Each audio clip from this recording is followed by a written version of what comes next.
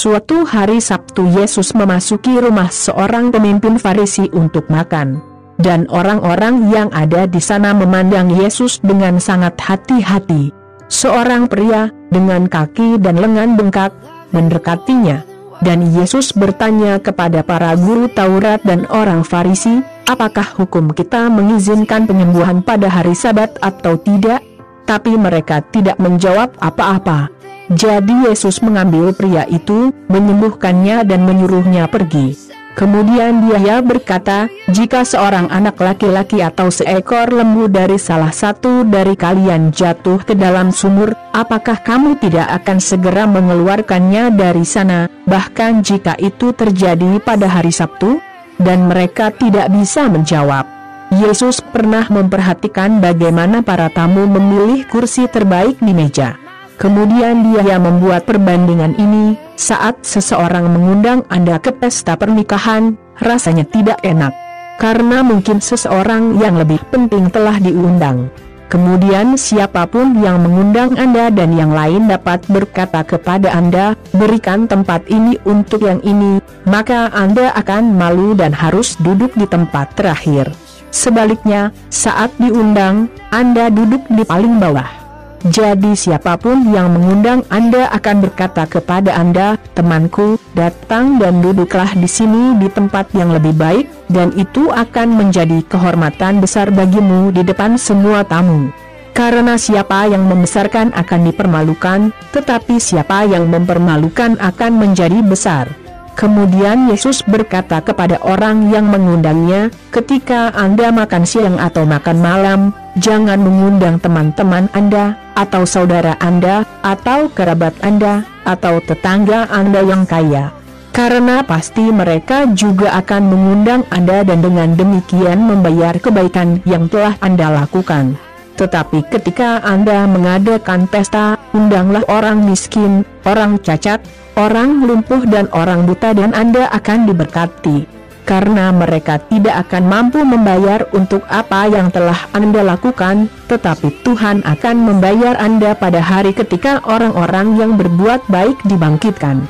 Salah satu dari mereka yang ada di meja mendengar ini dan berkata kepada Yesus, berbahagialah mereka yang akan duduk di meja di kerajaan Allah. Kemudian Yesus berkata kepadanya, seorang pria tertentu mengundang banyak orang ke pesta yang akan dia adakan. Ketika saatnya tiba, dia mengirim karyawannya untuk mengatakan kepada para tamu, ayo, semuanya sudah siap, tapi mereka, satu per satu, mulai membuat alasan. Yang pertama berkata kepada karyawannya, saya membeli sebuah situs dan saya harus memeriksanya. Saya mohon maaf. Yang lain berkata, saya membeli 5 set sapi dan saya perlu melihat apakah mereka bekerja dengan baik.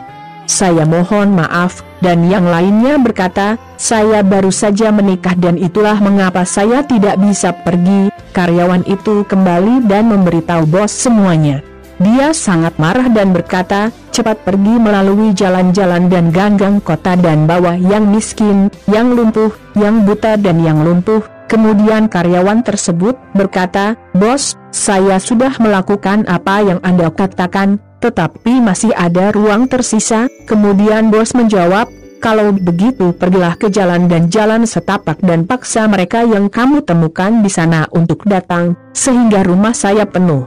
Karena saya memberitahu Anda bahwa tidak ada dari mereka yang diundang akan mencicipi makan malam saya. Suatu ketika banyak orang mengikuti Yesus. Dia berpaling kepada mereka dan berkata, siapapun yang ingin menemaniku tidak bisa menjadi pengikutku jika dia tidak mencintaiku lebih dari dia mencintai ayahnya, ibunya, istrinya, anak-anaknya, saudara laki-lakinya, saudara perempuannya dan bahkan dirinya sendiri. Tidak mungkin pengikut saya yang tidak siap mati karena saya akan mati dan menemani diri saya sendiri. Jika salah satu dari Anda ingin membangun menara, duduklah dulu dan hitung berapa biayanya, untuk melihat apakah uangnya cukup. Jika tidak, dia bisa meletakkan fondasinya, tetapi dia tidak bisa menyelesaikan konstruksi. Kemudian setiap orang yang melihat apa yang terjadi akan mengejeknya, dengan mengatakan, orang ini mulai membangun, tapi dia tidak bisa menyelesaikannya jika seorang raja yang memiliki 10.000 tentara pergi berperang melawan raja lain yang datang melawannya dengan 20.000, dia duduk dulu dan melihat apakah dia cukup kuat untuk menghadapi yang lain. Jika tidak, Anda akan perlu mengirim utusan ke raja lain, saat dia masih jauh, untuk menyetujui kondisi damai.